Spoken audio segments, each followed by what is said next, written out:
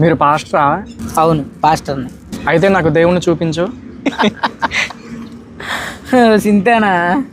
నవ్వడం ఆపి మొదలు దేవుణ్ణి చూపి అన్న. విధానం కాదు నాన్న, నిదానం. చూసినా కానీ నువ్వేం చెయ్యలేవు, ఎప్పుడులాగే ఖాళీగా కూర్చుంటావు. ఎందుకే నాకు ఎట్లా పని పెడతావు? అదేంటన్నా దేవుని చూపిమంటే ఈ కహానీలో నీలో మంచోడిని చూపించరా. ఇదిగో నేనే. నువ్వు మంచోడివి కాదు, ముసిగేసావు. అబ్బా ఏం ముసుగది? భక్తి ముసుగు, మంచి ముసుగు. భక్తి ముసుగు మంచి ముసుగు అంటే ఏంటన్నా?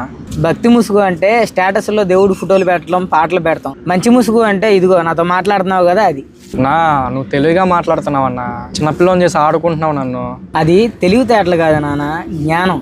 పిల్లలకి అలాగే అనిపిస్తుంది, కానీ పెద్దోళ్ళకి అది జ్ఞానం. నా నేను కూడా ఆ జ్ఞానం పెంచుకోవాలంటే ఏం చెయ్యాలన్నా? ముందు హృదయానికి ఉన్న గాయాలు మానాలి, మనశ్శాంతి కావాలి. శాంతి ప్రశాంతి తెలుసన్నా, మధ్యలో ఈ మనశాంతి ఏంటి అన్నా? ఈ మనశాంతి ఏ కోట్లో దొరుకుతుందన్నా? జీవితాలు దివాలా తీసిన కొట్లయితే అస్సలు దొరకదు. అన్నా నా జీవితం దివాలా తీసిందా? అవును తమ్ముడు. నీకెలా తెలుసన్నా? నీ కళ్ళ చుట్టూ నల్ల మచ్చలు చెప్తున్నాయిరా, నీ ముచ్చట్లేంటని. నేను మీకు కనపడకుండా ముసుకేసుకుని బాగానే నటించాను కదన్నా, మీకు ఎట్లా దొరికానన్నా? తమ్ముడు, మినిమం డిగ్రీ ఉండాలి నిన్ను పసిగట్టాలంటే. అదే అన్నా, నువ్వెలా చెప్పగలిగావు? చూడు తమ్ముడు, నీకు ఇలాంటి జ్ఞానం కావాలంటే నీలో మొదట మార్పు రావాలి. ఏంటన్నా మార్పు?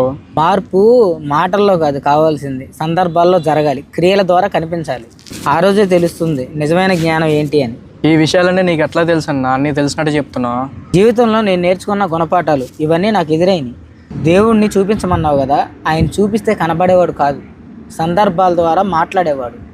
నా ఏం చెప్పావన్నా, నిజంగా ఈరోజు నిజమైన దేవుడు అంటే ఏంటో అర్థమైంది. చాలా థ్యాంక్స్ అన్నా. సరే, ఓకే.